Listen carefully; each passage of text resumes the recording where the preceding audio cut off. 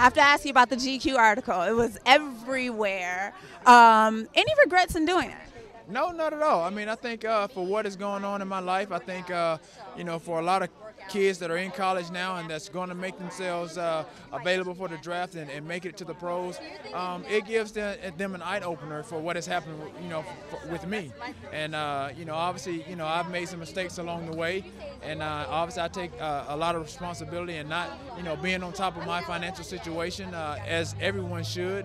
And so I took for granted that I had the right people, in place for my, for myself, and things happen. And so it's not the end of the world. I'm going to just bounce back like I always have. And again, I have no regrets. I mean, everybody has a story. Everybody has a path to get where they want to be. It's not always peaches and cream, and I'm no different. And I think it's very probably surprising to a lot of people. But this type of thing has happened, before me. It's definitely going to happen after me, and I was ignorant, to think that it wasn't going to happen to me, and it did. And so hopefully, people, guys that are in the league now, whatever profession it is, it can be a learning lesson for what has happened, and life is life. What's the latest with you and Mo and Keita? We've seen your friendship at the highs, and now it feels like it's at a low.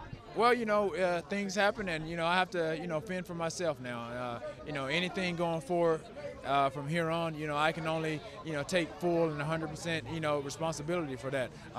Now I can't rely on anybody else to, to say that they're going to do things for me, and then it doesn't happen, so I can't blame them. So for here and from this point on, I have to, really fend for myself and for my family. That's most important for me.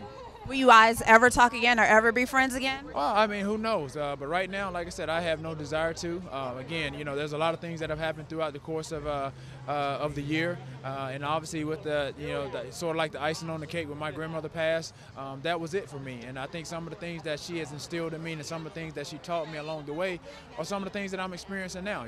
Friends aren't your friends. They have their other ulterior motives, and so you call those so-called friends. And so right now, I have no qualms about expressing my displeasure and things that have happened.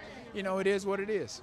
Last question. We heard that you finally got a chance to meet your 5-year-old son. What is the relationship like with your children now that you have maybe, I don't know, I'm assuming that you have a little bit more free time. Are you able to see them more often now? Well, I'm trying to establish that.